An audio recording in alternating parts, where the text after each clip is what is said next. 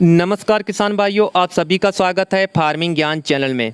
धान की फसल में हल्दी रोग, कंडुआ रोग, फ्लस स्मट, इन नामों से इस रोग को हमारे किसान भाई जानते हैं।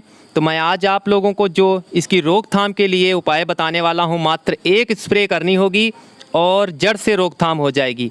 और आने वाले समय में ये कभी भी आपकी फसल में हल्दी रोग ना आने पाए, तो वह भी उपाय मैं आप लोगों को बताने वाला हूं अपने इस वीडियो के माध्यम से। तो आप इस वीडियो को पूरा अंत तक ज़रूर देखें। अगर आप हमारे चैनल पर नए हैं तो चैनल को सब्सक्राइब करके पास वाली घंटी को ज़रूर प्रेस कर दें। तो किसान भाइयों, जो धान की फसल में हल्दी रोग, कंडुआ रोग, फ्लस स्मट, इन नामों से हमारे किसान भाई जानते हैं। लेकिन जब धान की बालियाँ निकलने के बाद आप लोग ध्यान देखें तो जो ये रोग होता है, जब दाने भरने लगते हैं तो कुछ दाने फूल जाते हैं, मोटे हो जाते हैं और कलर जो है वो हल्दी जैसा होने लगता है दानों का।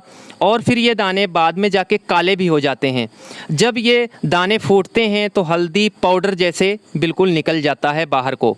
और ये जो संक्रमित है, ये पहला इसका संक्रमण वो बीज जनित है। दूसरा संक्रमण किसान भाइयों ये वायु द्वारा भी, बीजाणु द्वारा होता है। तो किसान भाइयों, यह रोग धान किन कारणों से आता है मैं आप लोगों को बता दूं। जब हवा में नमी की मात्रा अधिक हो जाती है, तापमान ज़्यादा यानी 25 से 35 डिग्री सेंटीग्रेड हो जाता है, उस समय इसके चांस ज़्यादा रहते हैं। और किसान भाइयों, जो हल्दी रोग है, कंडुआ रोग है, इसके लिए हमारे किसान भाइयों को कुछ सावधानियां बरतनी चाहिए। तो ये आपकी धान की फसल में कभी भी नहीं आएगा। तो किसान भाइयों, जब संक्रमित हमारे फसल हो जाती है तो सीधा सीधा उत्पादन पे भी प्रभाव पड़ता है। तो पिछले साल वाले जो हमारे किसान भाई फसल अवशेष होते हैं, उनको अच्छे से नष्ट कर देना चाहिए और यूरिया का अधिक प्रयोग नहीं करना चाहिए। और जब गर्मी की हम जुताई करते हैं तो बहुत अच्छी और गहरी जुताई करनी चाहिए। तो किसान भाइयों, अब बात आती है जो बीज उपचार की। तो किसान भाइयों, बीज उपचार बहुत ही महत्वपूर्ण होता है किसी भी फसल का। और बीज उपचार रासायनिक द्वारा और जैविक तरीके से करना चाहिए धान की फसल का। बहुत अच्छा ट्रीटमेंट जब होगा तो धान की फसल में किसी प्रकार की फंगस रोग का अटैक भी नहीं होगा, कोई रोग भी नहीं आएंगे।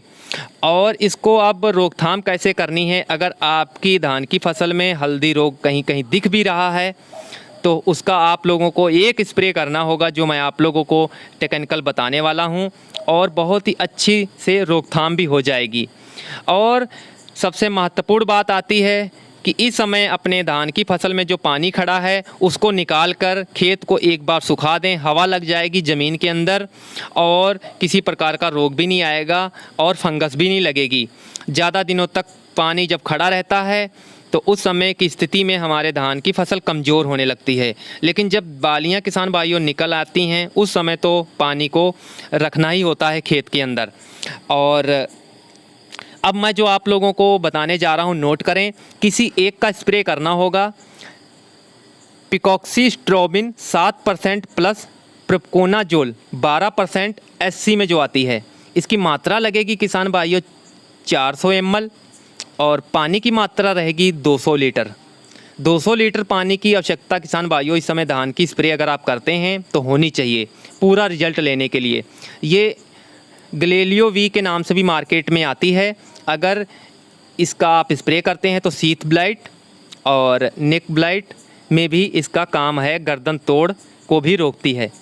और जो दूसरी मैं आप लोगों को बताने जा रहा हूँ, ट्राइसाइक्लाजोल 75%, इसकी मात्रा रहेगी 125 ग्राम प्रति एकड़। प्रोपिकोनाजोल 25% इसी वाली, इसकी मात्रा रहेगी 250 ml प्रति एकड़। और मैं आप लोगों को जो बता रहा हूँ, ट्राइफ्लोक्सीस्ट्रोबिन 25% प्लस टेपकोनाजोल 50% WDG, इसकी मात्रा रहेगी किसान भाइयों 2.5 लीटर प्रति पानी में 1 ग्राम। तो किसी एक टेक्निकल को आपको स्प्रे करना होगा और मार्केट से लेके पानी की मात्रा 200 लीटर रहेगी। मैंने पहले भी आप लोगों को बताया है।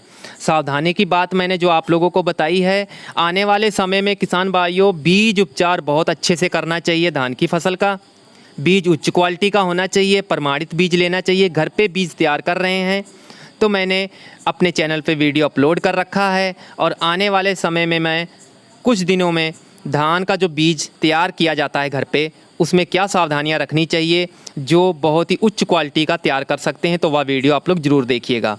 और बीज उपचार ज़रूर करना चाहिए, रासायनिक जैविक तरीके से भी, इंसेक्टिसाइड से भी, और मैंकोजेब, कार्बेंडाजिम, ये सब टेक्निकल जो आते हैं सभी का आप लोगों को ट्रीटमेंट करना होगा। तो मेरी जानकारी अच्छी लगी होगी किसान भाइयों, तो लाइक ज़रूर कीजिएगा, किसान हित में शेयर भी कीजिएगा। धन्यवाद।